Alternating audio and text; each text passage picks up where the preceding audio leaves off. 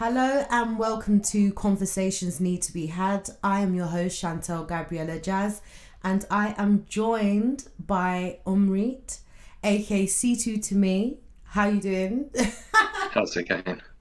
Umreet is my cousin, and I'm so honoured to have him on this podcast. And we're just going to be having a conversation. So I kind of want to just start this off by allowing you to introduce yourself. Okay, yeah. Well, hi everyone that's listening. My name's Umreet Sandhu. As Chantel mentioned, we're cousins, so we've known each other for a very long time. Oh, my Um, life. yeah, exactly. Since she was born, and yeah, I was born and grew up in West London. Um, so I think we just get into it. Yeah. So what's it like what has it been like being a businessman in this pandemic? What has your life been since 2020? Well, it's been challenging because sort of my main business focus has been around sort of management consultancy and Mm-hmm. consulting to businesses. So obviously during times like this where the financial situation is difficult, generally companies aren't sort of spending their money in those type of areas as sort of part of cost saving Mm-hmm. exercises and stuff. So for me, yeah, it's been strange because I haven't been used to not having uh, assignments that I'm engaged with Mm-hmm. keeping me busy. So it's been an adjustment period for me personally. Um, and yeah, obviously financially, it's we've taken a hit, but Mm-hmm. such is life, and a lot of people are in difficult situations. So I'm just grateful at the moment to be getting by and hope things will pick up soon. Mm-hmm. Mm-hmm. I mean, it's been affecting everybody, and I guess it is a sort of thing of your how you take this, your mentality, and how you can kind of push past it, or make things work for you in some way. But we really are in the imbalance. I guess is and kind of have to adapt to not knowing as well. Yeah, I think one of the most difficult things has been the sort of it's been like a wave, if you know what I mean. So Mm. we started off. There was a lot of uh, we were unsure about how things were going to pan out.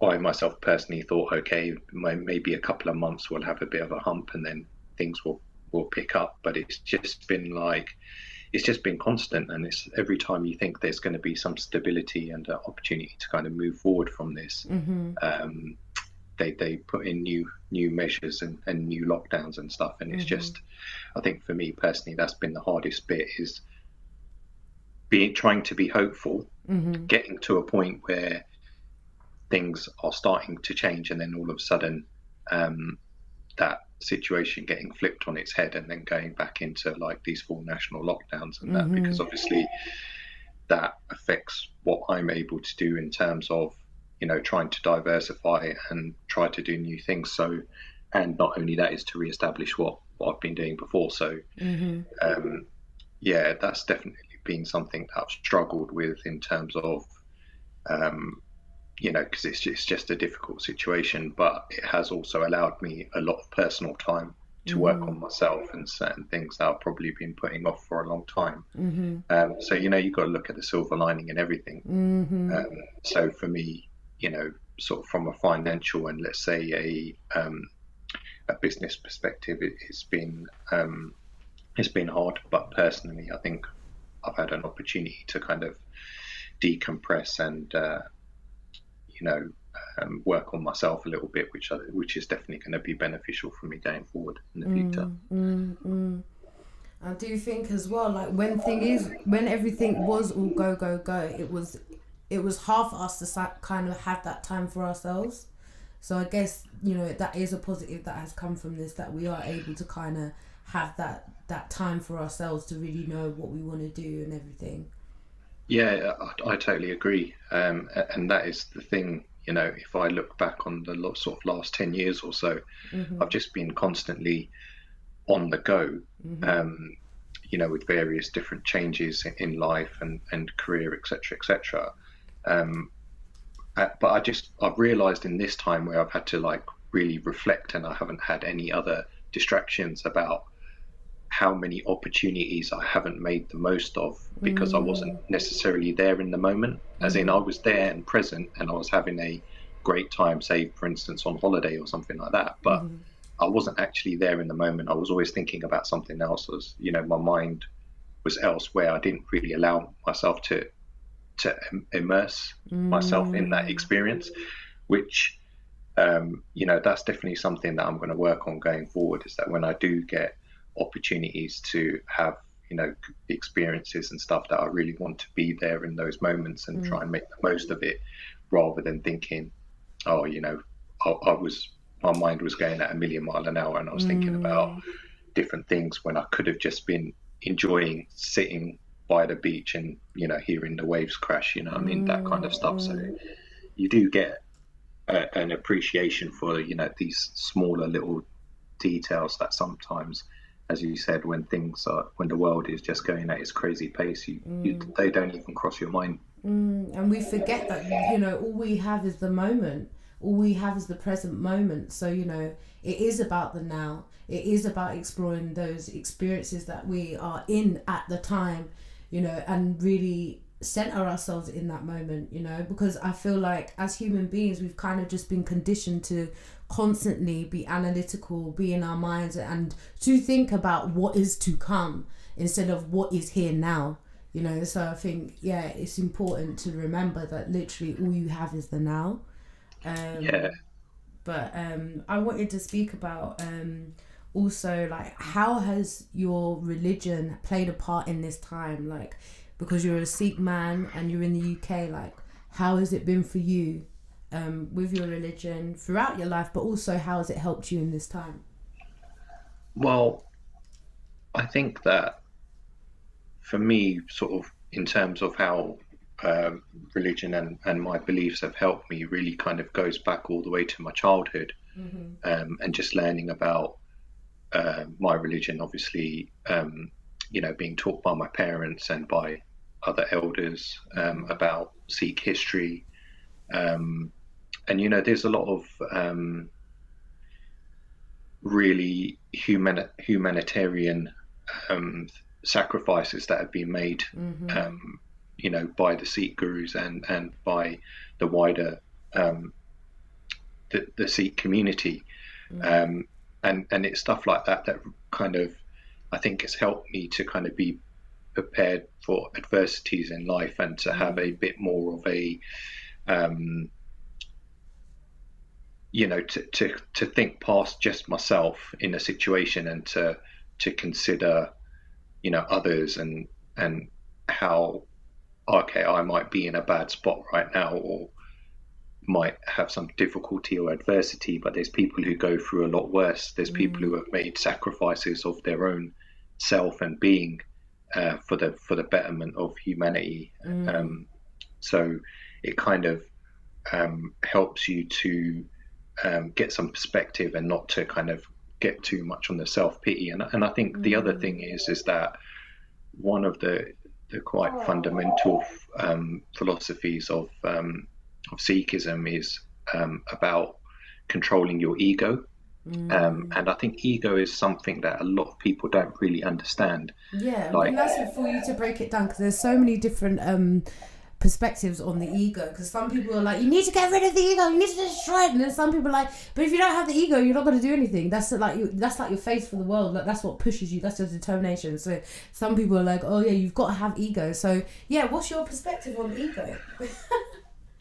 well, okay, so what I would say is a very common kind of understanding, or let's say a more westernized understanding of ego, is having that big ego, being a go-getter, wanting everything at any means possible. Do you know what I mean? That's kind of what I would say the typical understanding. And yeah, that is a manifestation of your ego, a sort of a greed-driven manifestation of your ego. But your ego is really your mind, and your mind and soul are kind of can be at loggerheads if you're not aligned. So what can happen is your ego can run away with you. So your ego can work for you in two ways. Your ego can drive you to do really good things, or it can drive you to be quite narcissistic and sort of chase materialism rather than trying to chase a spiritual connection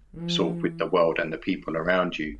So for me personally, like, it's not something that I understood straight away, but it was that principle of having your ego in check, not being this sort of brash person, and trying to be humble. And I think it's that humble element of it which gives you that kind of grounding, or at least it gave me that grounding, where I could then go on a path of, let's say, discovery or education, where I could learn more about what the ego is and how it manifests itself in different ways, and how you can and ultimately need to control it, because your ego can drive you to do things which you shouldn't do. So it's about kind of understanding where your ego is kind of taking over and trying to push you to something. Because the way I see it is just like, or the kind of way I try to explain it if someone asks me, is that ego's like, like when you've got the devil and the angel one on each shoulder, right? It's like that. So the angel's your spirit, and then the devil's your ego. So it's about keeping that balance and making sure that you don't let your ego get too inflated, because that will kind of take you down a path which isn't necessarily beneficial to your soul and to your spirit. So for me, that part of my journey of getting to where I am as a person today has been kind of understanding when, and reflecting back at sometimes where my ego was driving me in a certain direction, which wasn't necessarily the best sort of long-term pathway, but in the short term, I didn't realize it. Do you know what I mean? So there's a lot of instances from sort of being a younger person where I can see that, I wanted that flash car, I wanted this, and I wanted all those kind of things, and maybe I did go out there and get it, but that's not really what it's about. Do you know what I mean? I didn't, I realized in a lot of situations that chasing materialism never really gave you that outcome that you think it will, because when you come up like as a working class person, right, everything you're surrounded with, now with social media more so, it's just rammed down your throat. It's just influencers and content creators out there with jewelry and holidays and flash cars and big houses and all of this lifestyle, encouraging you to kind of chase brands, and sort of from my childhood, what I remember as a kid born in the mid 80s and growing up in the 90s is that it was TV. So it was TV and movies. So every movie you watched, it was all about this big massive mansions and all sorts of nice luxury things and all that kind of stuff. So when you don't have any of that, but these are the symbols that have been put around you to kind of show success and to show that you've made it in life, or that you're having a quote unquote good life, you start to chase after those things, and I realized that a lot of my life I spent trying to chase status symbols rather than sort of develop myself as a person, if you know what I mean. So it doesn't mean just because you like nice things or you have a goal to attain something materialistic that you're a bad or not spiritual person. It just means that my point that I'm trying to make is it's better if you're not driven by those things, because what you'll find is, once you get it, you realize that it's a very hollow victory and that there's not much in it. It hasn't changed your life. It hasn't changed anything. Do you know what I mean? All it is that you've ticked a box now to say that, yeah, you know, I wanted that nice watch or I wanted that nice car, I got it. But ultimately, that doesn't change much. Do you know what I mean? It gives you some bragging rights. You know, it might make you it might make you feel good when you look at it, but it doesn't change who you are as a human being. You know, attaining a status symbol doesn't mean now that you're all of a sudden some sort of enlightened being that can, you know, do amazing things. It's like, don't get me wrong, if you've worked hard and you've got nice things, then, you know, I'll take my hat off to you, because it's not easy, you know. You've got, but that isn't for everyone. And sort of going back to what you were saying, you were asking about earlier, and with the ego, is that, yeah, a lot of people who have their ego in check, people might look at them and say, oh, this person's not ambitious, they're not a go-getter, you know, they don't care, they're just always just sort of drifting through life, they've always got a smile on their face. But at the end of the day, what's wrong with that? Do you see what I mean? This is where the conflict is, because we're conditioned to believe that having that inflated ego is the right path. But it might be for some people, but it's not for others. And the point is that there's a reason for that conditioning, and that conditioning is because it drives you into consumerism. Yes, yeah, exactly. So when you have your ego under control, you don't want things. You're happy and content with what you've got. So you're not a consumer. So you're no good for the powers that be, because they make their money and their status from the fact that you buy things from them, or you're a consumer of their products and goods. So, you know, it's not a surprise that a lot of people have these kind of materialistic desires and stuff like that, and they'll look at the person on the opposite end of the spectrum and think they're wrong. You know, what I've kind of realized is that there isn't any right or wrong as such, because I'm not really one to judge anyone or you know what I mean, I'm just me. But kind of what I try to do is sit in the middle and think to myself, try to understand the people on both ends of the spectrum and respect, you know, them for whatever their choices are. But, you know, in terms of, you know, your ego and greed, it's definitely something that people should try to understand a little bit more and be aware of. Because you know, it will prevent you from, you know, potentially doing things which aren't going to be good for you long term. Do you know what I mean? And it's stressful as well. You know, if you're always chasing the dollar, you're always chasing the, you know, this material. You know, if you don't get it, it stresses you out. Do you know what I mean? And that kind of brings your vibration down as well. So it's about having life is all about balances. And you know, but if you don't understand that you're potentially going in, let's say, a not optimal direction, then how can you correct yourself? Do you see what I mean? So some people are willing to accept it and some people aren't. Some people think, it's fine, I'm out here hustling, I'm doing my thing, I'm successful, all that kind of stuff. Great, you know, if that's what keeps you comfortable in life and helps you to sleep well at night, then good for you, you know, that's fine. But for some people, they kind of chase it, and when they get it, they don't get that high or that buzz that they thought they were going to get. And then you kind of go into this wilderness where you don't really understand, and you kind of question the purpose of life and things like that. So it's complicated.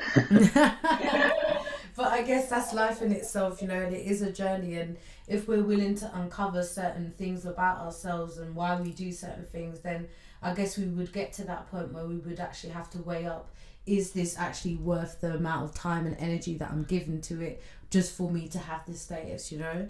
Exactly. Yeah. You know, it's just one of those things that, you know, even in this time now, you know, this is practically something, you know, that's affected the whole world. But yet we're still being coerced in spending, in acting as if, okay, it's not normal, but we're still normal. We're still, you know, buying things from Amazon or whatever. And it's just like what you were saying, it's because of that consumerist, you know, mentality that we have, that even in a crisis like this, we're still willing to give away our little piece of monies that we got, just so, you know, we're fulfilling that need that we think that we have, you know? Yeah, absolutely. And you know, you can't blame people, because people do need things, yeah. And there is such a thing as retail therapy. But you know, again, it's about understanding or having some acceptance of, are you being led by the consumerism, or are you actually consuming something that you actually need or is going to have some net benefit on your life, you know? Like at the end of the day, say for instance, if you're feeling down and you're stuck at home in lockdown, and you decide, all right, I'm going to buy this thing, right? Money's a bit tight or whatever, but if that makes you feel good, and if the outcome of that purchase uplifts you in some way out of like a dark time that you're in, then what's the harm? Do you know what I mean? It's true. But it's when you do it blindly and you don't realize that you're being led by, you know, advertising and all these kind of consumer targeting. That's what the algorithms do, that they pop up. Like if you just look at one thing, then it will just keep advertising that to try and like, get you to buy it, you know? It's absolutely hard. And they're engineered that way. They've obviously, you know, these corporations and stuff, they've been, the reason why they're so data hungry is because it's the data that they feed into these algorithms that then helps them to make the predictions, right? And what they're trying to do is they're trying to predict, okay, what's the next thing that you're going to like? What's the next thing we can get you to engage with? And once you've engaged with that, how do we then convert that into a sale?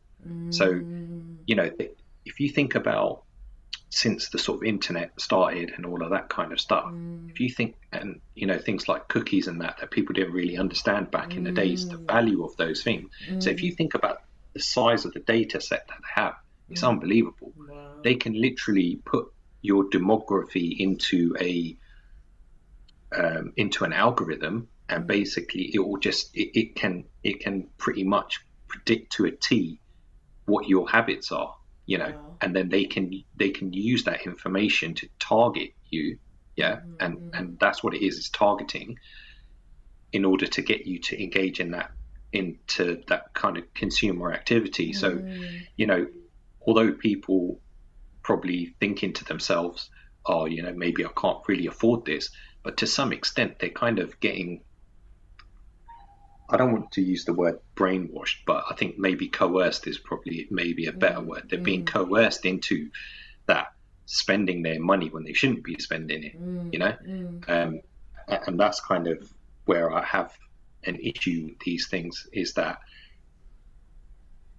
from my perspective, your product should sell itself. So you shouldn't have to ram it down someone's throat in order to get them to buy it. I think it's unfair the way advertising works, and the reach that big companies have in order to basically get, you know, their view is that they have a right to take your money off you, and they want to take as much money off you as they can, right?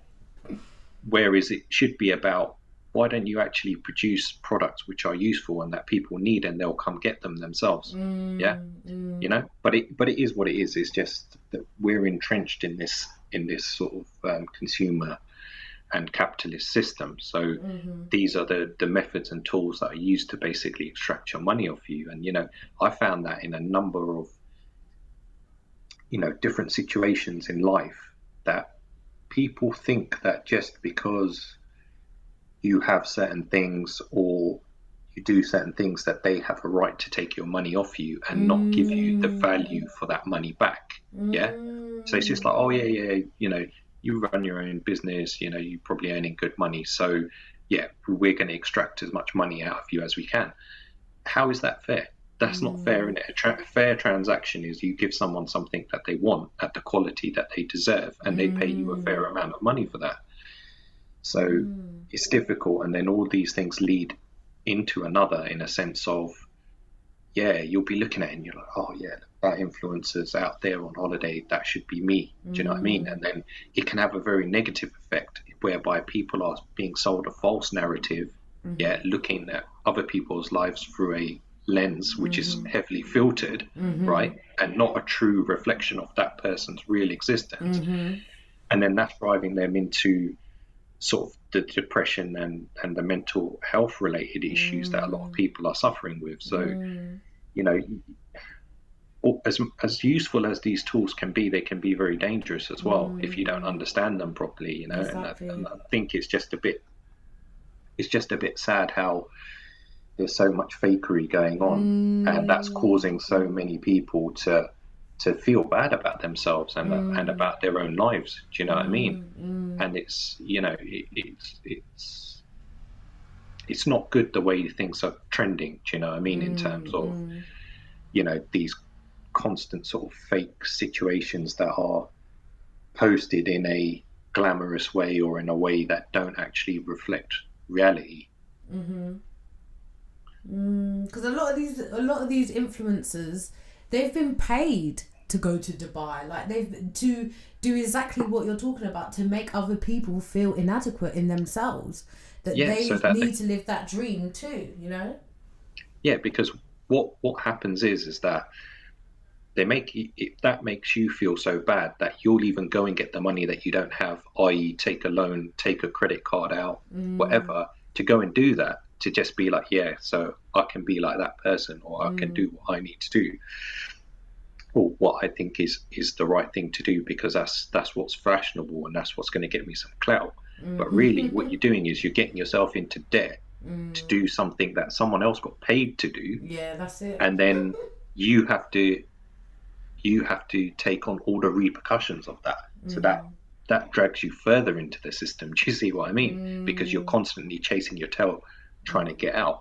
And yeah, you're right. Like so many times, you know, I'm sure, like video shoots and stuff like that, they got all this jewelry on and all of these designer and stuff. You know, the story they don't tell you behind that is a lot of that stuff is bought there by those companies who are sponsoring it, who then take that stuff back afterwards. Do you know what I mean? Yeah. You don't see those people on the road all iced out like that. Yeah, it's just it ain't happening. It's not. You know what I mean? But people get tricked into it. You know what I mean? I'm not. Don't get me wrong. I'm not saying that every music video or every celebrity is not their own jewels. Yeah, I'm sure they've got a lot, but it's not quite what it seems, you know. It's a lot of false advertising, which is, you know, again, that's very dangerous, because people are being given an impression that certain things are attainable and realistic when they really aren't, and then that sets them up for failure. Do you know what I mean? But you know what? A lot is being revealed at this moment in time. A lot of people are starting. I feel like there's a shift happening at this moment in time where people are actually moving away from celebrities and that sort of influence, and recognizing that these people are full of shit. They're not really what they're selling, and that, you know, hopefully they're recognizing that it's more those that actually do things within the community, or those that are more in reach, or even within themselves, that seeing that actually I am the superstar and there's nothing externally that can truly represent something that I should idolize, because we're imperfect human beings. Do you get what I mean? I feel like with this whole celebrity culture, we've put people on pedestals, so they have to maintain this facade, but you know, we're also hurting ourselves at the same time, because we're thinking that something or someone is above ourselves, and that's just not the case. You know, like for me, in my perspective, you know, we're all equal. We are just but a reflection of each other, you know, as the creator is vast, you know. Exactly. It's just that we get caught up because it is an industry, and it only works if we feel that there is a lack in ourselves, that we dislike ourselves. It's, you know, I mean, when we look at the makeup industry and things like that, you know, the only reason why it's so booming is because women are, you know, constantly made to feel that they are not enough, that they're, you know, and because how we're kind of brought up, it's all about, you know, what you can give, your looks and this and that. So these people would make money if we was all like, you know what, I don't want to wear makeup today, like I'm not really fit, like, do you get what I mean? If it wasn't put in our minds in the way that it's put in our minds, like these companies really would not even exist. And most of these companies, when it comes to makeup anyway, the products that they're giving you, like the amount of chemicals and stuff that's in it, you then end up having bad skin issues. Then you get what I mean? So. Exactly. And this is the thing. See, it's a perpetuating cycle, because what they do is they advertise something to you, tell you that the only way you can succeed or think of yourself as something in life is if you partake in that, right? And then at the same time, that's ruining you. So you're in a cycle where you have to continue doing it. Do you know what I mean? It's like drug addiction, right? So what happens is you get sold this thing. Oh, try this, mate. It's brilliant, right? You try it, but then because that ruins you as a human being, you can't then live without it. So you have to be in this constant state of detachment from reality, so you continue on doing it, and that's kind of, that's how they play on people's insecurities, basically, which is another sad thing, because it's out there, and they're trying to glamorize all of these things, but there should be some balance in there, which is, don't get me wrong, like these kind of conversations can be difficult for people to understand, because they automatically think that if you criticize anything that they do, that you're calling them out, or you're trying to say that they're wrong. Like, if there's any message that I can try and give in what I'm saying, it's that I'm not trying to judge anyone or say anyone's wrong for what they're doing. I'm just saying be aware of what you're doing. This is it. Yeah. This is it. So if you like makeup, that's fine. Just be aware that that's probably not really the best thing for you long term. But if that's what makes you happy, then go for it.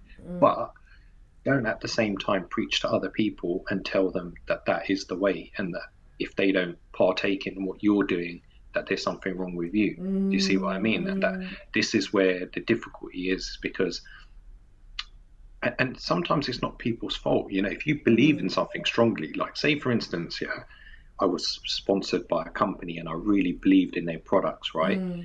Someone else might look at what I'm doing as a very materialistic act, but for me, I believe in it.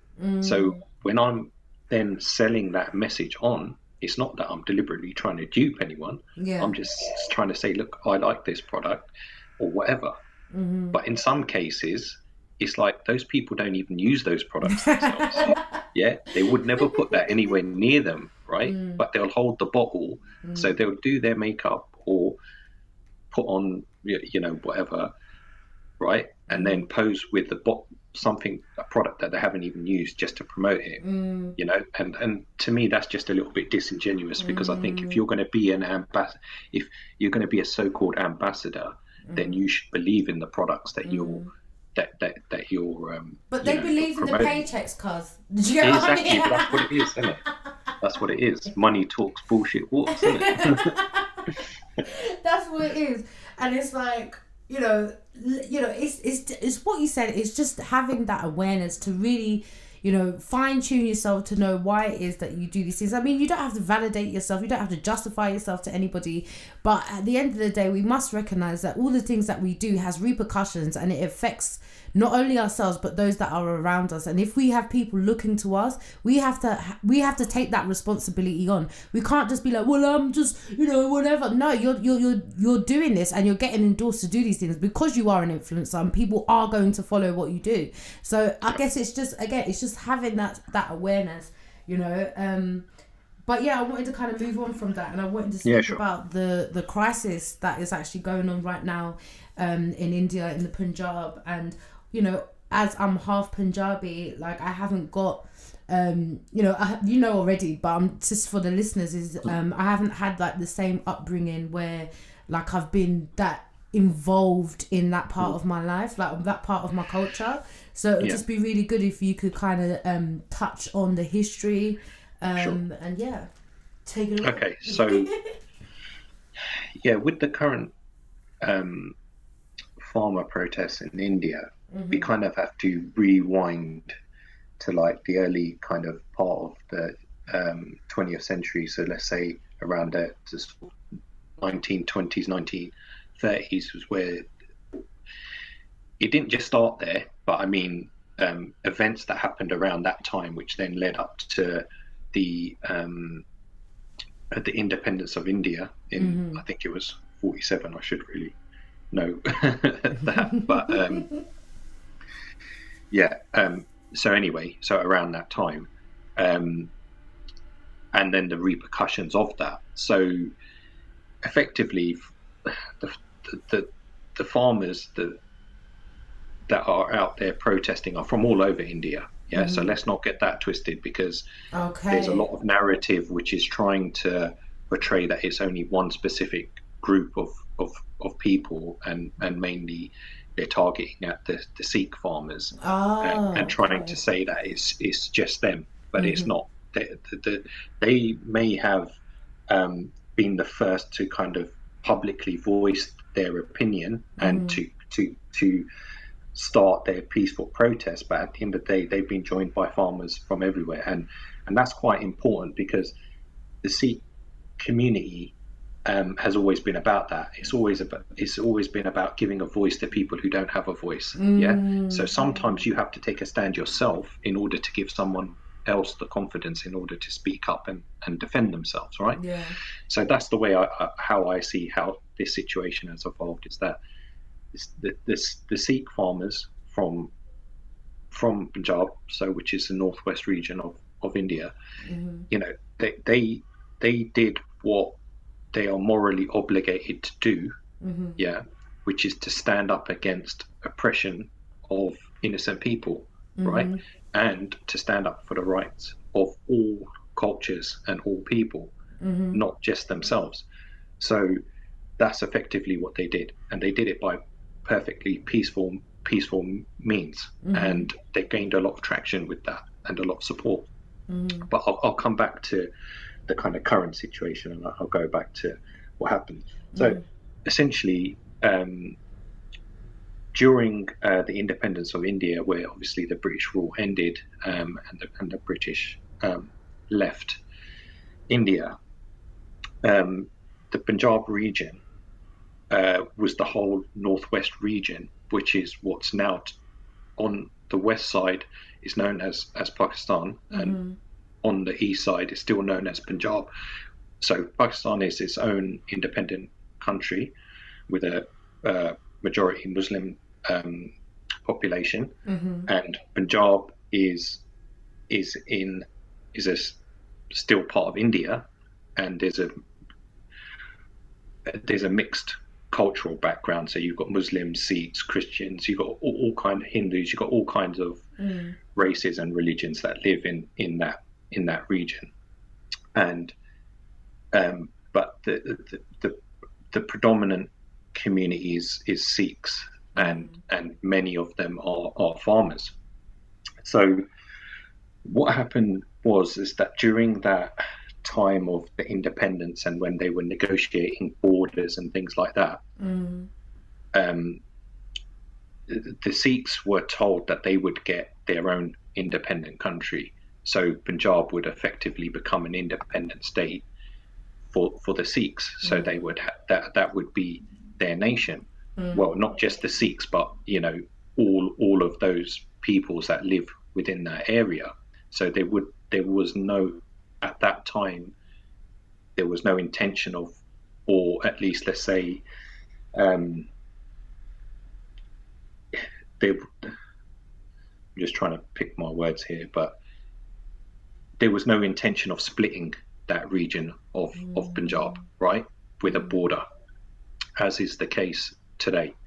So what happened is that promises were made and deals were signed, but at the 11th hour, just as you know, the sort of transition was happening, and mainly as an act of spite, the British agreed a deal whereby Punjab would be split into Pakistan, an independent nation, and the rest of, or East Punjab, would stay as part of India. Now, there was a number of repercussions from that, quite horrific ones, in a sense that what happened is that because they then identified that Pakistan would be an independent and Muslim nation, because you had people spread all over, because Punjab was a very diverse region. So you had people of all cultures and all religions living all over. So what happened is that sparked people just to start moving across. So a lot of the Muslim community that lived in East Punjab started to migrate to Pakistan, to West Punjab, basically, and vice versa. the sort of Sikh communities and non-Muslim communities from Pakistan started to leave and come to East Punjab. So that caused a lot of clashes, because obviously, if you imagine, like, say for instance, like you live in East London and I live in West London, and then I get told, no, listen, you've lived in West London all your life, your home is here, your land is here, your family is here, but you need to pick up and go to East London now. Obviously, it caused panic, right? And there was, I'm not going to get into it too much because I'm not an expert on the specific history, but there was a lot of provocation and a lot of methods used to incite violence between the communities. So there was a lot of bloodshed. Hundreds of thousands of people died. People were displaced. It was just a real terrible situation, and it was purely an act of spite by the British because obviously they had hard feelings about the fact that India was gaining its independence from the British Empire. So the repercussions of that event are felt all the way to today in many different ways, but more specifically around the farming situation. What happened is that obviously with all this turmoil and everything happening, it kind of destabilized the farming community, and there was basically a kind of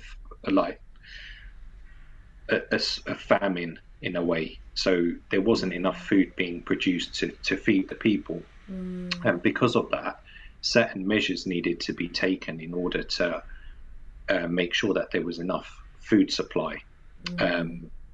So one of those measures that were taken were that,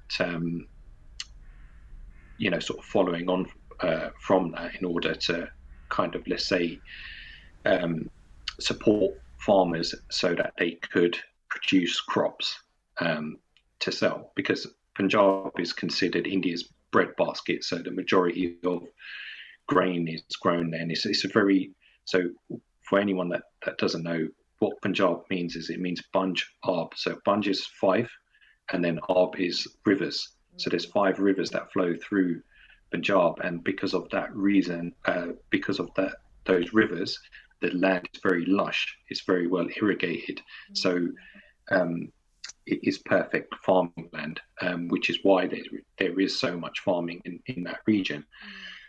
So anyway, back to my point. So in order to support the farmers so that they had enough income to continue farming and producing crops, there were regulations that were set up in order to ensure sort of minimum value for certain types of crops, predominantly grains, so that effectively there was kind of a minimum price. And then that meant that the farmers could be confident that they would earn enough in order to be able to survive, and then they would be more productive, etc., etc. And what's happening now is that effectively the Indian government want to reverse those and basically take those minimum prices away and make it a free market. Now, there's a number of issues with that.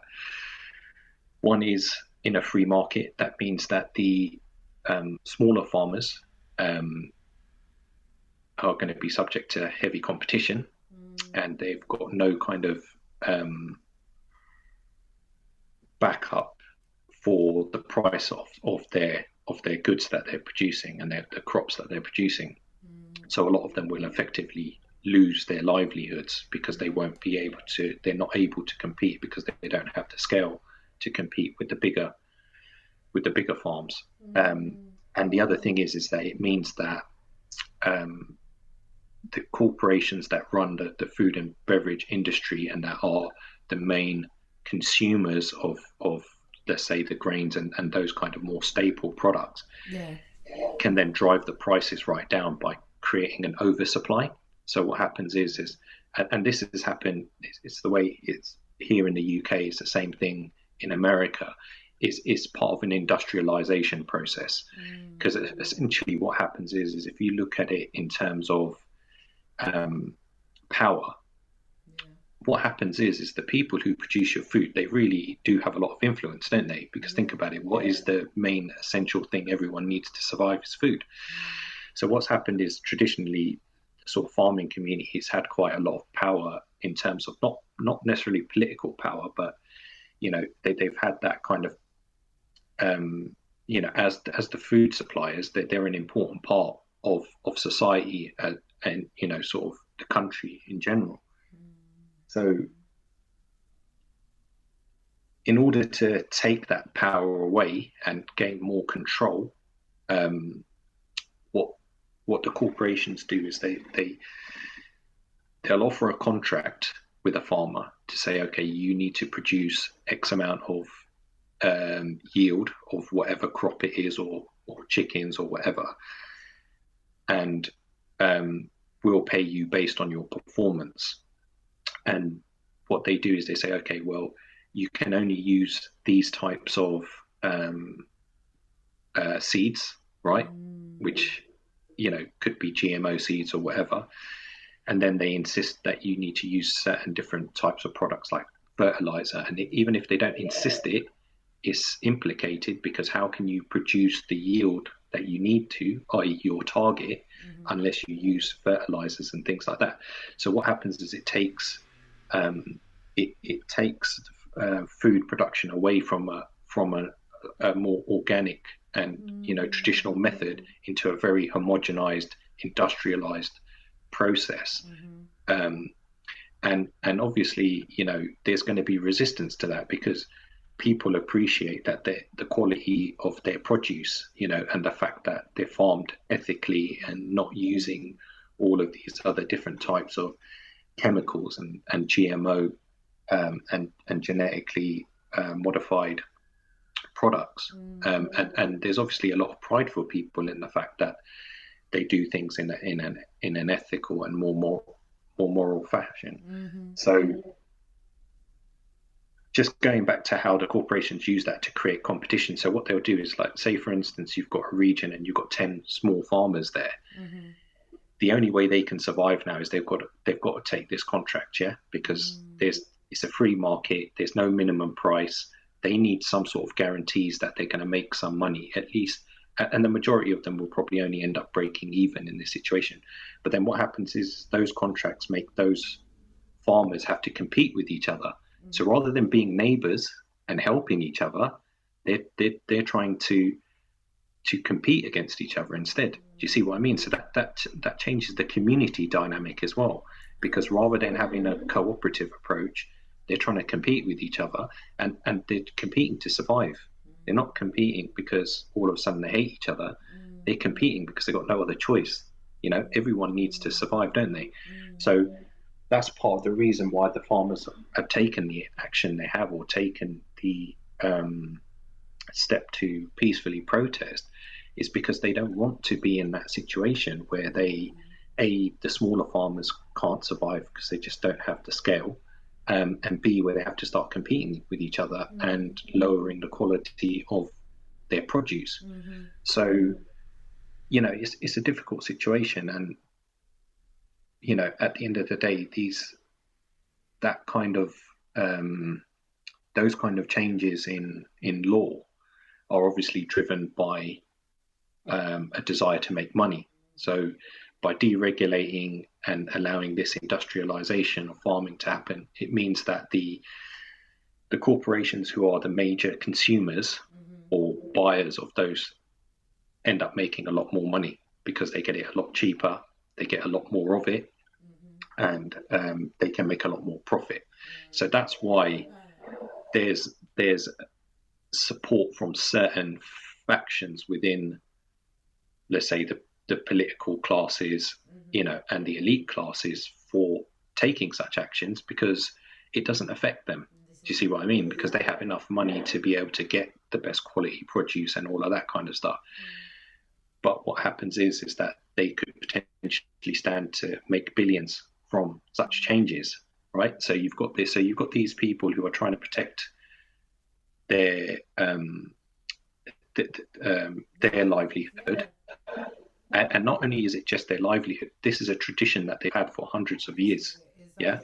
So this isn't just something that, oh, like a tech bubble, like a dot-com bubble that, people started making websites and then made loads of money and then the bubble hit and no one really had any sympathy for them because they're like, well, you guys just turned up overnight, made billions, and now you're crying. Yeah. So it's kind of a bit more difficult to have sympathy with that. But for people who have been doing something for hundreds of years, not only that is a community that has given so many sacrifices for humanity, it's a bit of pill to swallow that there's not more support from a government level in trying to protect that community. And it comes down to a matter of solidarity, because it doesn't just affect them, it affects all farmers across India from all different races and all different backgrounds. So what's going on out there is it's been over 60 days of peaceful protest, and at the moment there's some quite clear violations that are being done by the authorities in order to provoke situations to spilling over into potential violence, etc., which is very concerning.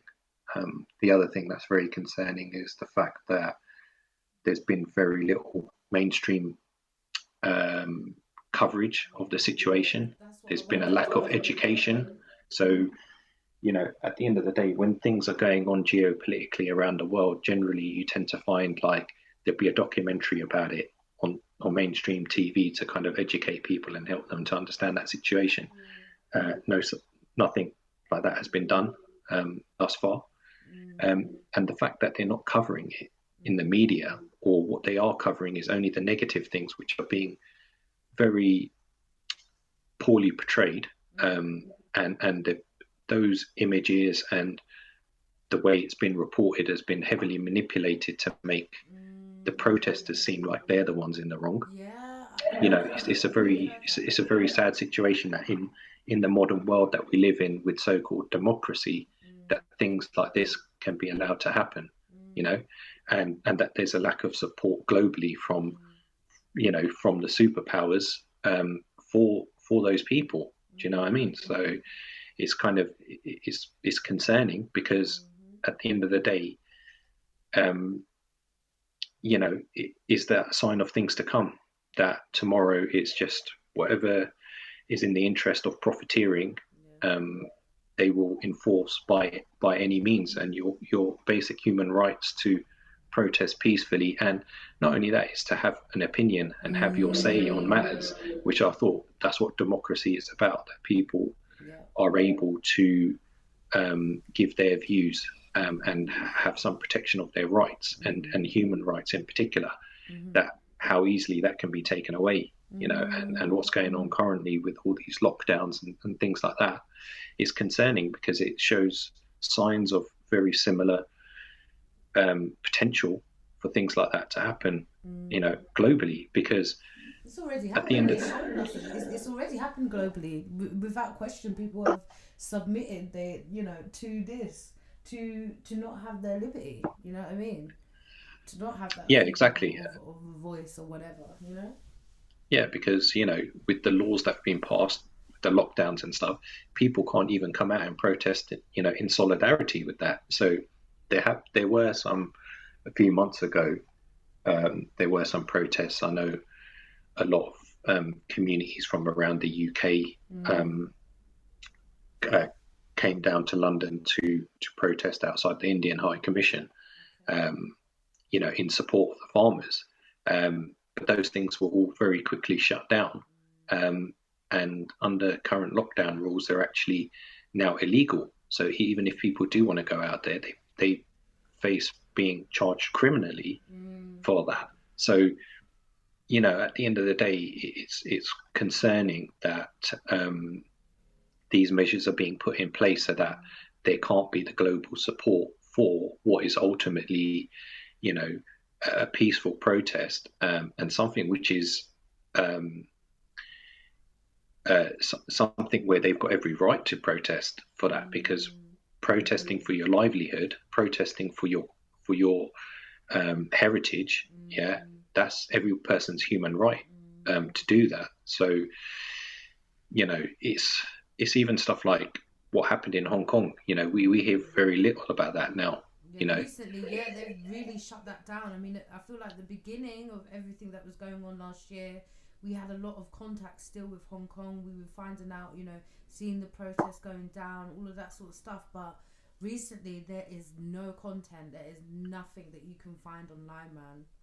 but there's a lot happening globally as well, though. This is the thing. There's stuff that's happening in South America. There's stuff that's going on in all sorts of different places around the world. But none of these things are being covered.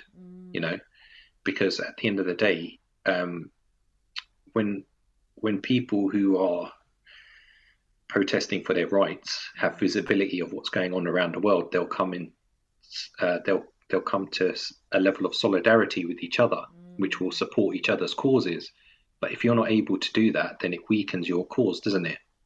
So, you know, it's convenient in a way how a lot of the timing of a lot of these things, you know, during a time where, you know, people are fed up with current regimes and past regimes, yeah, where they've just been downtrodden and the working classes have just been neglected, and communities have just been left to rot, basically. And there's enough money and resources out there to change things, right? But at the end of the day, those regimes, they don't want change, because the change is a threat to their, you know, to their stronghold. So it's easier for them to shut those things down rather than try to do things to help those communities, you know. And it also shows us as well, like, the power that they have with media, because when George Floyd was put into our, you know, consciousness, like you said, you know, because people then had that knowledge, they were then able to have that solidarity. So it kind of shows us, like, they literally put out whatever they want to get whatever reaction that they want. So we then do what they want, basically, because, you know, look at the impact and how that was everywhere. It was then on news. It was, you know, people then going on TV. Then they're talking about it in society, and for me, it was just so fake. It was unreal. People being like, oh yeah, we just want to hire black people now for our company. Do we go showing? And I'm just like, but you're only doing it because of what you've seen, which has been going on for how many years, and is going on and it's everywhere in the world, with not just a black man, but any sort of person who is, you know, a working class person. You can end up losing your life in the hands of authority, you know, regardless of race. Only because we live in the West and we've seen the divide between black and white, that we think it's just black people are treated this way. Yeah, we're treated, black people are treated this type of way, but there's every kind of, you know what I mean, like we were talking about in the Punjab, like this is happening to people who are all Indian. Do you get what I mean? Who all look the same, but they're still putting down their own people. Do you see what I mean? So why, for me, I was just like, why are we all jumping for this when this goes on everywhere in the world? Every minute this is going on. Do you get what I mean? Well, it was as you said, the way that it was reported, and the way that social media was used to put that message out, it was in a very incendiary manner, and it incited a lot of the events that happened, you know. And I don't want to get into it too much, because people then start going down conspiracy theory rabbit holes and all that kind of stuff, which is, you know, not something that I want to get into. But you know, at the end of the day, it was reported in a way to get people riled up, to get chaos ensuing, for whatever the ultimate reasons are. I'm not really that educated enough on this topic. Exactly, we don't know what it was behind it. But, you know, as many people that you know, were hurt by that situation and maybe lost out through that, through, you know, things that happened, a lot of people made a lot of money out of it.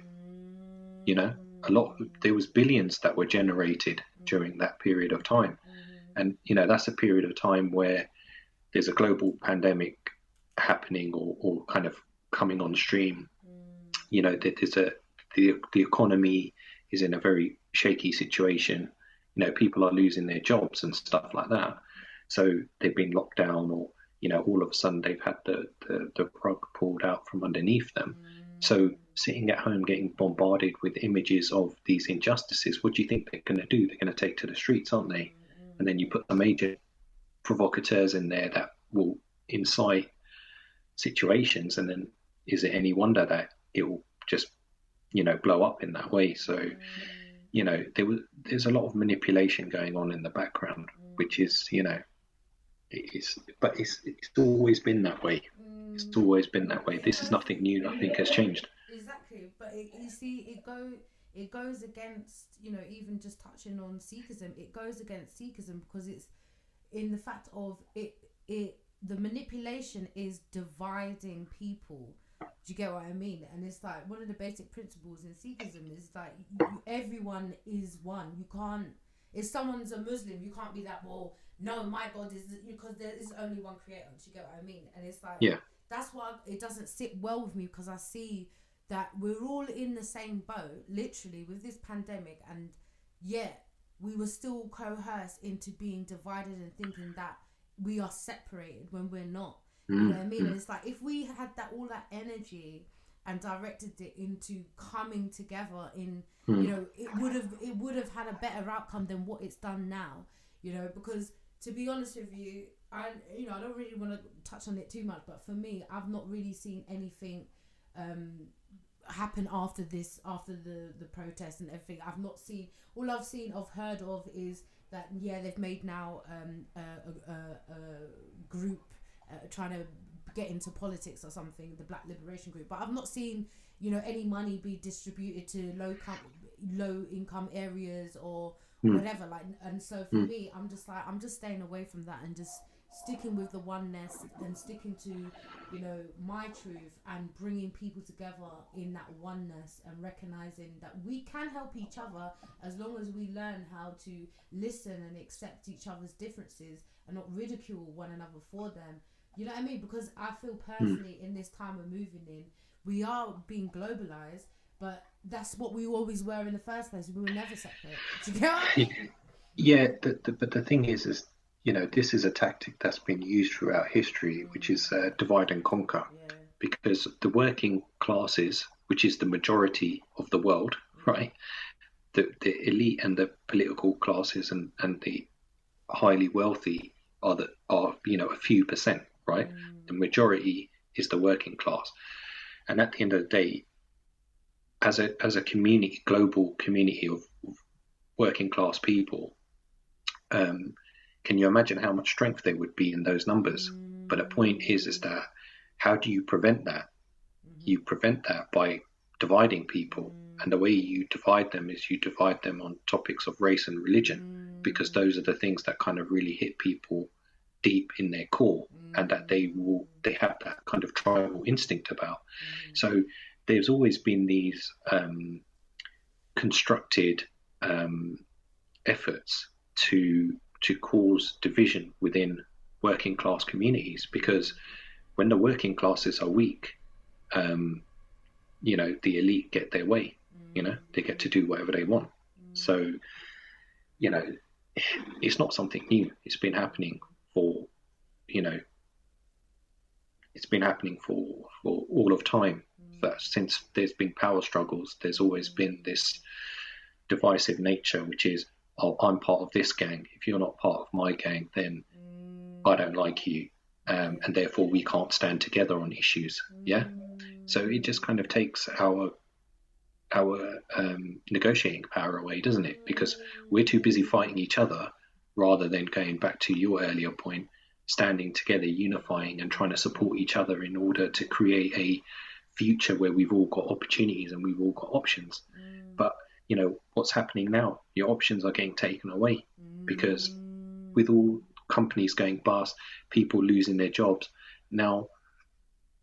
So I just want to touch on something quickly, but I'm not going to get too deeply into the subject. But if you look at the labor force, right?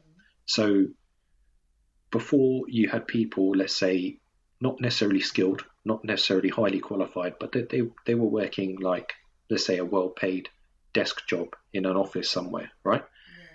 Now, they're not going to leave that and then become an Amazon delivery driver, are they? Because they're comfortable in what they're doing. However, when that industry then gets dissolved and they get made redundant and their only jobs are being a courier driver, you know, all of a sudden, there you go. So this is the problem, because these companies can only expand if they have the workers to do it, right? And in order to have the workers, because you can't just create people, yeah, you have to divert people from where they are into something else. So what you do is you take their options away, so that they have to then start supporting. And these changes have happened, you know, throughout history. This is not the first time. You know, these things have happened before, where there was a need for people to be, you know, just, let's just say, unskilled.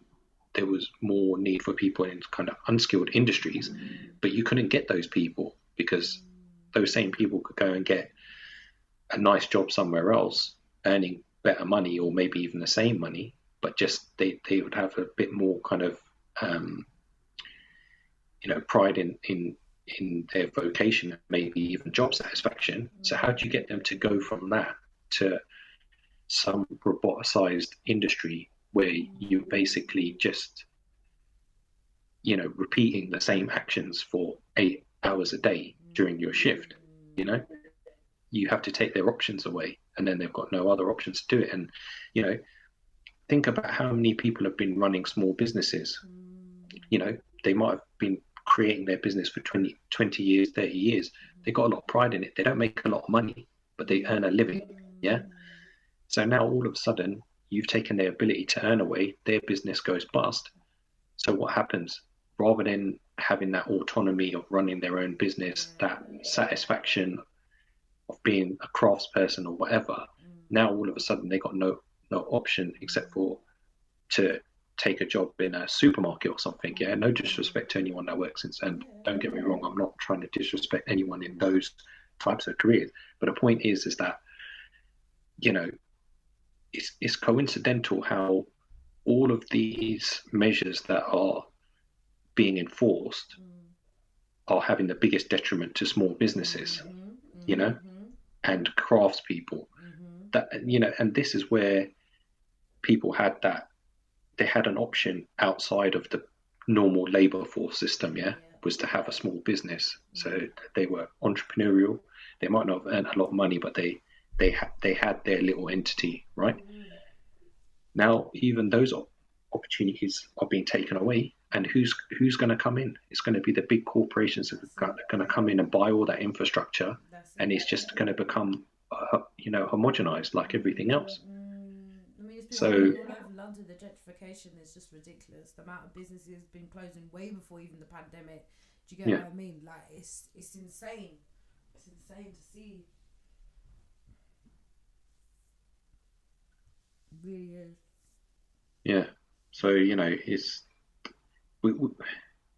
without realizing it, we're going through a huge transition at the moment. Yeah, we definitely are. You know, It's just society as a society, but we don't see it because obviously during lockdown situations, people are stuck in a bubble at home, so they don't really see how the dynamic of the outside world is changing. But what will happen is eventually people will be like, hang on a sec, where did all these small shops go? There used to be like a craft shop over there. There used to be this. How comes they're all like big chains now? Do you know what I mean? In there, how comes it's, because what you got to remember as well, like, say for instance, someone had a business and they've been running that business as a family, let's say 40 years, yeah, they've got leases on some prime real estate, yeah, that they've got on very good terms, long terms. Now, what happens is that the corporations want to have, they want to have some footfall in that area, yeah, or some footprint in that area, but they can't because the small business owners have got those leases and those prime real estate tied up. But now that they've gone bankrupt, all of a sudden that's available now.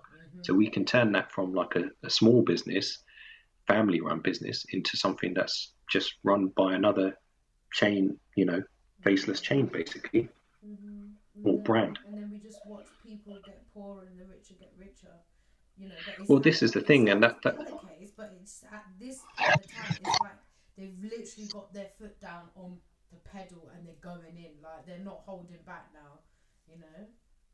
no, and at the end of the day, um, yeah, it's sad to see, it's sad to see how people have lost everything that they've spent their life working for, and that there's no consideration of that. Do you see what I mean? There's no consideration of the impact of what's of these measures, and then it's all being incited as, oh, it's for your own good, you know.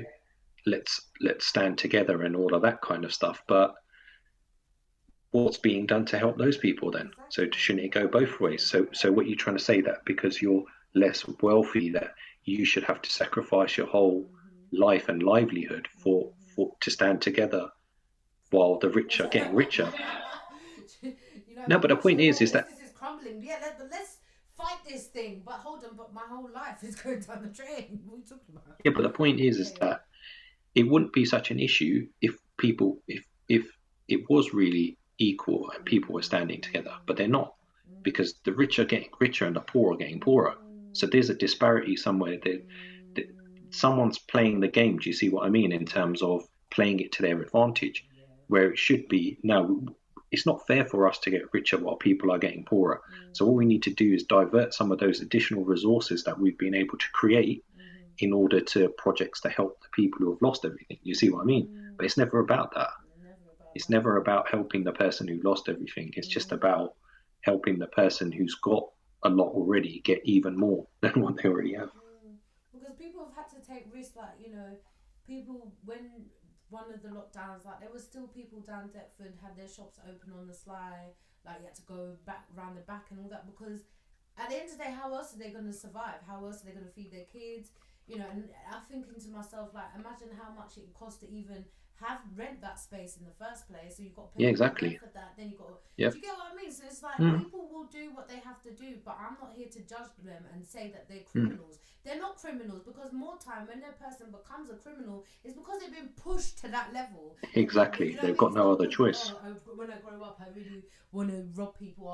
No, but if you're desperate and you literally have nothing else, then what else are you going to do? Like, I just take my hats off, because at the end of the day, like we've said, like these people are out here, the 1% are out here, they're getting whatever they need by any means, by any bloodshed, by any means. So we have to have that initiative ourselves. We have to, once again, recognize the sovereignty within ourselves and be like, actually, no, this is my livelihood. I don't care. Do you get what I mean? Whatever shit you lot are saying, I don't care. I still have to do what I need to do, because these people are doing what they have to do for their generations to come. So why can't we do what we need to do for the next generations to come? Because, even though people, everyone knows what my views are on this situation that's going on at the moment, but, at the end of the day, we have to think about the future, and us acquiescing isn't going to help the future generations. And that's what I wanted to speak to you about, is, about, you being a father and a husband at this time, and how has it been for you, and how are you being there for your family right now? How are you being there for your family at this time?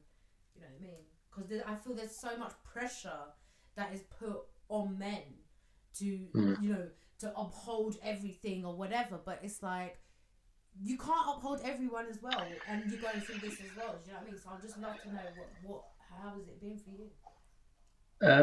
It's been a strange dynamic, because, like I said, I've never been at home for extended periods of time. Do you see what I mean? Because I've always been working. So, and the nature of what I've been doing, I've worked in a lot of different places, sometimes away from home. So kind of being at home, in my home for an extended period of time, it's been strange.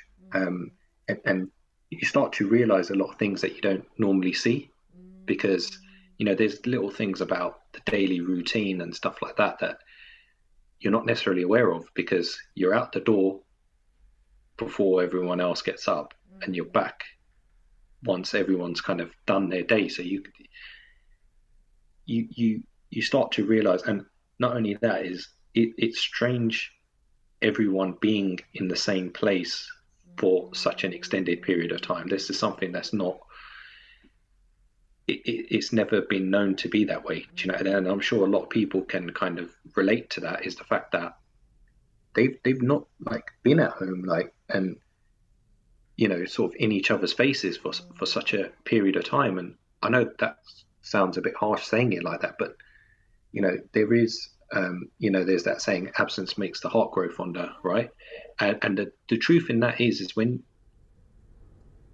you don't see people as often, you appreciate them more. Yeah.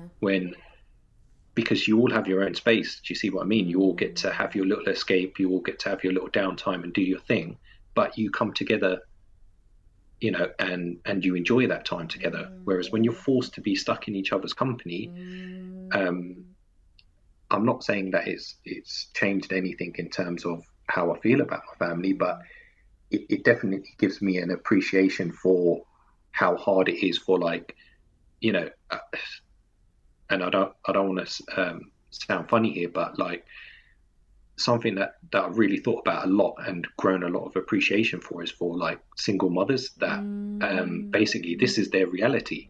Do you see what I mean? Like, for me, this is not something that I ever really understood how difficult it is, but you know, and not even that, it's not even just single mothers, it's like mothers that don't have the support from their partners, do you know what I mean, to sort of spread that load. So I've definitely got a lot more appreciation for how hard it is bringing up kids, and you know, the amount of work that's in there, you know, and I also feel sorry for the kids as well, because you know, their outlet is to be at school, is to be surrounded by friends and cousins and whatnot, you know, and it's like, the other thing as well is, you know, for teenagers and stuff, it's like there's no, they're not allowed to socially interact. So it's like, I'll go back to my childhood when I was like teenager or whatever.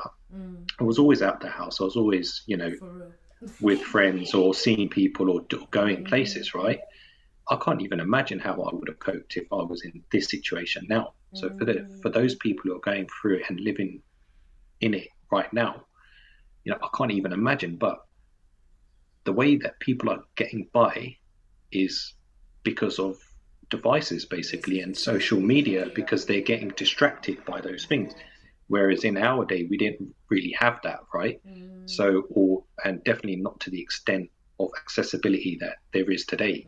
So our way of getting around that boredom was to be out and to do things, right? And interact socially. So, you know, I reckon the reason why people are probably doing a lot better in terms of actually physically coping is because they got those distractions. But what concerns me is the mental impact that's going to have, and the long-term effects on people's mental health. Because, you know, I wouldn't like to think when I was 18 years old, if people told me I couldn't go and see the people I care about. Do you know what I mean? Like, when you're young, you know, you're going through those sort of growing pains and all that kind of stuff, right? It's important to see the people that you care about, you know, being, you know, and it's easy. And again, this is another sort of divisive topic that was played out a lot, which was, oh, we can't relax the lockdowns because all the youngsters are going to start congregating. So then you got the older people in community are like, yeah, these youngsters, it's their fault. That it's like no, it's like, think back to when you were young. Think back to how you would have reacted to a situation like this, and try and have some empathy to think that, you know what, why can't things be done in a more sensible way? Yeah, with a higher level of education in terms of information about why things are the way they are, rather than this sort of dictatorial approach, which is, no, we'll tell you what you can and can't do, and we'll only give you the information we want to give you, you know. So they'll share like testing statistics and these death rates and all that kind of stuff, but they won't share anything about the science behind this and what people can do practically at home in order to strengthen their immunity and to be healthier. Do you know what I mean? So that's just the hypocrisy of the society we live in. And I wanted to touch on, because you kind of touched on it, you know, obviously, because we've been put in this situation, young people are now more attached to their devices. And I know that I don't want to say her name, but the little one, you know, she's not a teen just yet, but I wanted to speak about, like, how do you parent her use of technology, or what do you know, what would be when she gets older? Because, you know, there's a lot of people that, in my opinion, shouldn't be on TikTok and this and that, you know, who are under the ages of 15. I mean, that's just, to me, insane. I mean, because we come from a different world, you know, where technology wasn't the be all end all, even though we kind of rode it. I feel like, because I'm younger than you, I feel like I had more of an attachment than you may have had. Because, you know what I mean? Like, it was just, you come back from secondary school, you go straight on MSN. Like, do you get what I mean? So it's like, I would love to know, like, your views on that. Yeah, I think, like, I kind of grew up in that transitional period where all of these things were just starting to come into play, you know, and it's like, I came from the generation where it was first quite common for everyone at school to have a mobile phone. Do you know what I mean? Like, I can remember that transition going very quickly from, oh yeah, we didn't have mobile phones, but we used to arrange to meet somewhere, i.e. at the bus stop, to go to wherever we were going to go. And we would meet there at a certain time, and everyone would be there on time. To when people had mobile phones, all of a sudden, you're there. Where's this person? Bring them. Oh, I'm on my way. Ring them. Can't get hold of them. Right. So, you know, I kind of remember how those things changed. And, you know, I was quite fortunate in the sense that I had sort of older cousins and uncles and that who were quite tech savvy, and they were quite cutting edge in terms of, like, being involved in the internet and stuff when it first became a thing. And before, you know, once it started expanding and people started having, like, you know, internet in their own homes and stuff. So I kind of had exposure to that early, but for me, I used it more kind of as a learning tool, really, to, like, look up things that I was interested in or engage with communities that I was part of and stuff like that. But I never really, even though the social media, like, things were there, or starting to come through, because I remember when I was at uni, there was things like High Five and stuff like that just starting to come up, where people were using those to socially interact. But I was always the type of person that I didn't really want to interact with random people that I didn't know. Do you know what I mean? I'd rather interact with people who I do know. So it didn't, I didn't really engage in the social media element of it. And to be honest, I never really have. Like, I only got Instagram like a few years ago, do you know what I mean? And I don't post much on there. And the only people I really have on there are, like, close friends and family, and, you know, just support some of my friends and family, their businesses and stuff. But I don't follow, like, any celebrities or any random people on there. Not because I've got anything against them, but I'm just the type of person that, within my kind of personal space, I don't want to be too bombarded by other things. Now, I'm not saying that I'm not willing to embrace it. You know, ultimately, you know, I'm thinking forward to the future about things that I want to do and stuff. And at the end of the day, that's the way we engage with each other now, is through social media. So it's inevitable at some point that I'm going to have to, or that I will be more engaged sort of publicly in that. But within my sort of private sort of space or account, if you want to call it that, I'd rather just keep that quite tight. But for the younger generations, going on to your point, I can see how it's just so ingrained in their everyday existence. Because if you think about it, they're learning from home over the computer, you know. So it's not about face-to-face engagement anymore. Yeah, it's about digital engagement with people and others and communities. So yeah, I do worry about that.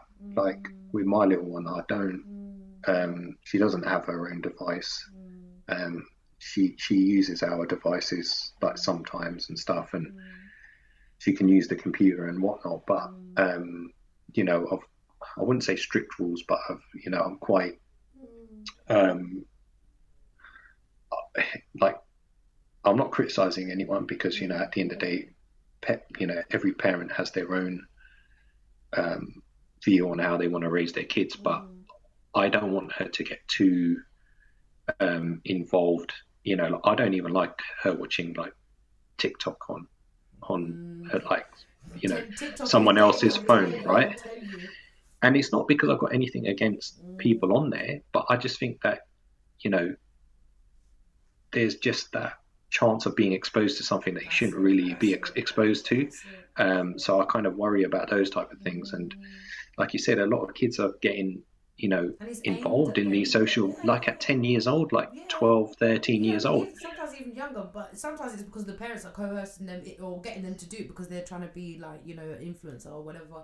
And even Yeah, like, yeah, when they're not babies that don't even speak, they have their own Instagram pages. And yeah, like, yeah. it's a bit absurd, but it's the danger of these things are actually designed for children to get them hooked on it. The way that they've created that TikTok app is for children. Do you get what I mean? But it's for me personally, it's quite detrimental because anyone can see it. Do you get what I mean? And you could be speaking to someone, and even though that's always been the case, but it's just like, I don't feel like, I don't know, maybe it was made back in the day the same way, but I feel like because it wasn't images, it was more, you could just speak to someone, you could type. It wasn't just, you could show your whole body, you know what I mean? It wasn't like how it is nowadays. Basically, the way it is now is it's just so accessible. Like, say before you had to like fire up your laptop to get on an app, or you had to turn your PC on and dial up, and like, okay, this is something that millennials probably can't really relate to, but I remember having the dial-up modem, and you had to make sure that no one was on the telephone in the house, Yes, otherwise oh you my couldn't dial. god. So Yeah. what I mean is, you were naturally restricted in how much you could engage with those things, and not only that, is it was always clear that this person's there sitting in front of the computer. Do you know what I mean? So but when it's in your hand, like, might sound stupid, but you never know. Like, say your kid's got a mobile phone and they don't want you to know what they're doing. They could go and sit in the toilet with their phone for 45 minutes, you get me, and do anything, right? And you'd be none the wiser. So it's kind of, it's that accessibility. And it's not only that, it's, the younger generations growing up now, they've been exposed to this since they were born. They've had phones and tablets and stuff like that put in front of their face since they were little kids. So it's only natural that it's going to become habitual to them, and that they're going to effectively just, and I think Elon Musk said this on an interview of his, or a podcast that he was on that I watched, and he said effectively we are augmented with computers, because your phone is a computer and that's with you all the time. None of us can live without our phone. So essentially we are augmented already with that technology, and it's only going to become more and more intrusive, basically, right? Because at the moment, at least you can just put your device away, you can put it on the side, you can let the battery die and not bother charging it up, and you can kind of get your detachment from it. But when they bring out things like Neuralink and things like that, which is a chip that's directly embedded in your body, then how can you get away from that digital world? Do you see what I mean? And I can see that there's benefits to these technologies as well, but it's trying to understand what could the detriments be in these things, and how can you use it like a more measured approach of using these technologies, because it's kind of scary to think that how detached people are going to become from reality in the future. And it's my personal view. I've got nothing against anyone who has opposite view, but like, my personal stance on it is that until you're kind of old enough to have the self-awareness to be able to protect yourself from exposing to certain things that you shouldn't really have individual devices, do you know what I mean? Or you should have a level of supervision, at least when you're exposed to the digital world, because it's scary what's out there. Even I get shocked some of the things I see. You get me? I'm 36 years old and I see some stuff and I'm like, yeah, I don't know about that. Do you know what I mean? Like, so it's imagine a 10-year-old kid seeing something like that. Do you know what I mean? And then if all you're seeing is you're seeing, you know, people on TikTok doing funny dances and shit like that, then naturally you're going to start doing that too. Now, I'm not saying there's anything wrong with that, but I mean, you become a product of your environment. Yes. Yeah, you become a product of the things that you're exposed to. Yeah. So rather than before where it was, okay, maybe you became a good football player, right? Because your only outlet was to go to the park and have a kick around. Yeah. Now it's going to be, I'm going to be good at making clips of myself dancing in front of a mirror or something like that. Do you know what I mean? Or, that's a you lot know, of people's hopes and dreams now. yeah. But, you know, at the end of the day, if you're in that generation, it's hard to understand the other perspective. Do you see what I mean? Yeah. For us, we kind of see it from a different view because we've seen that transition into it. So we kind of know the value of doing things sort of socially and team sports and other outdoor kind of activities, let's say non-digital activities, whereas the digital generation, they don't understand that. So for them, it's perfectly normal, you know, and it's the same for us as well. There was things that we did growing up that our parents' generation didn't understand. Yeah, necessarily, you know, and so that's just the nature of life. That's just the nature of the evolution of the world that we live in. That, but the sad thing is that from that digital generation, how many of them are going to go back and try and appreciate the other opposite view? Do you see what I mean? Whereas for us, it was a bit different. We've kind of seen both sides, so you can kind of draw a line somewhere and say, okay, well, I can see the value in this digital platform, in these digital platforms, but I'm only going to use them to a certain extent, which I'm comfortable with. But how will it work the other way with the digital generation trying to understand non-digital life, you know, and just little things like going out for a walk or, you know, going kick about in the park or whatever it might be, riding a bicycle, you know. And I find that with kids, it's just so hard to get them out and about now because they used to being stuck at home, you know. But if you said to them, okay, we're going to go out, you're going to meet your mates for a play date or something like that, they'd be up for it. But because they can't do that now, it's like, what we're going to do? We're going to go for a walk with you again. We're going to go for a bike ride again. I'd rather be on my device. Yeah. So I'm starting to see that as well. And that is definitely a great concern because, but then you can't blame people because they're going to naturally take comfort from the things that they used to, you know? So to an extent, you know, the way I see it is that, yeah, you know, my little one, is she like device driven? Yes, absolutely. Does she have individual devices? No. So that's a kind of trying to keep a balance there. But can I kind of blame her because it was an easy option, innit? It's like, oh yeah, little one's moaning. Okay, do you want to watch this program that you like on the thing, or we're in the car and you know whatever. Oh, why didn't you just watch this on your tablet or whatnot? So in a way, we've created we're part of the reason of creating the problem, if you know what I mean. So by leveraging those different devices to make our own life easier. But then, you know, it's difficult because they're going to get exposed to it eventually anyway. You know, they use computers at school, they use tablets at school. Their friends have got phones or use their parents' devices, so they get to realize, and then it's like, oh, but why can't I use this, or why can't I that? You want to be like your friends, isn't it? Yeah, but it's hard to then explain to a young person that, yeah, that might be all right for them or that might be their choice, but you know, I don't think that's the right thing for you. But in the same way, you have to give them some exposure to it because it's like, again, trying to have a bit of empathy is the way I try to look at it is I try to think about it. Well, what about when I was growing up? You know, I did things that I shouldn't have really been doing when I was young, but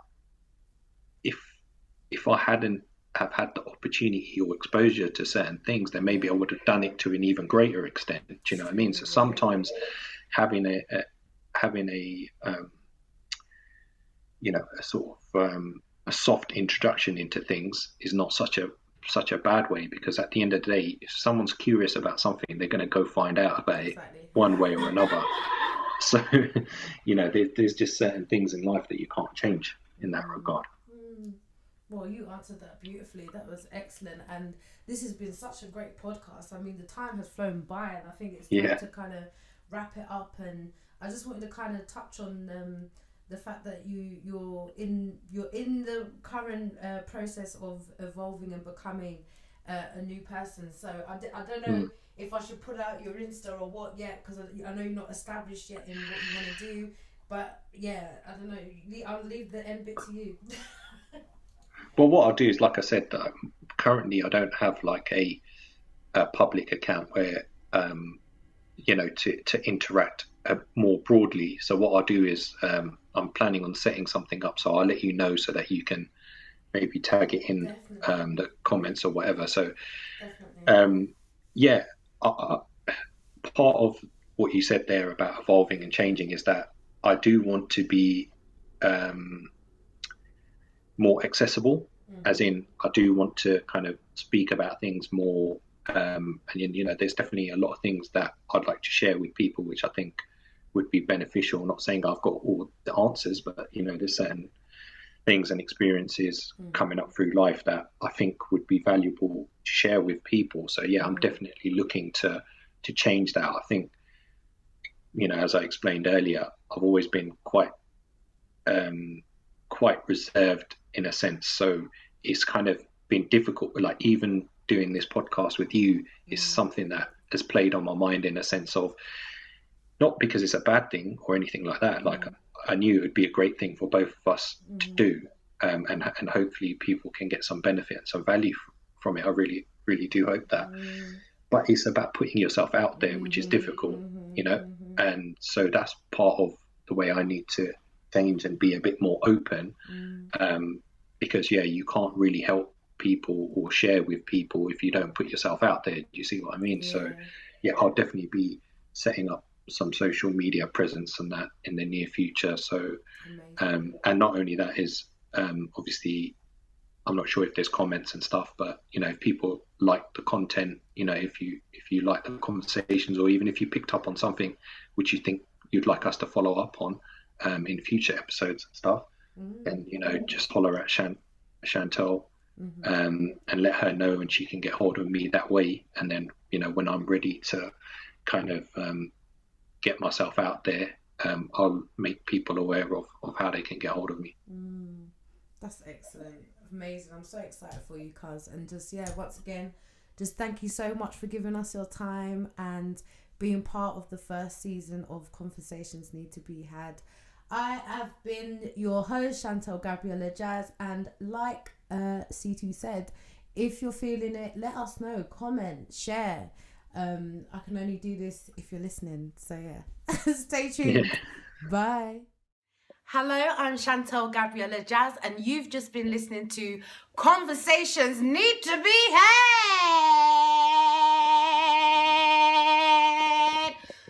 And if you like that episode, then please like this video and share it far and wide so people know what time it is, and so we can help elevate the human consciousness to a higher level and having these really important conversations. If you would like to engage with us on social media, then feel free. We are on Twitter, Need to Be Had. We are also on Instagram, c.n.t.b.H.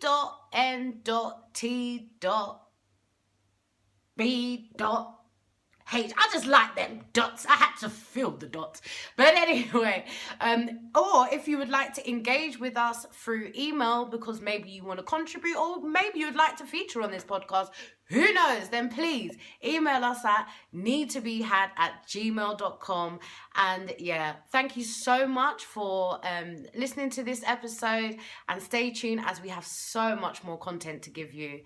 Peace.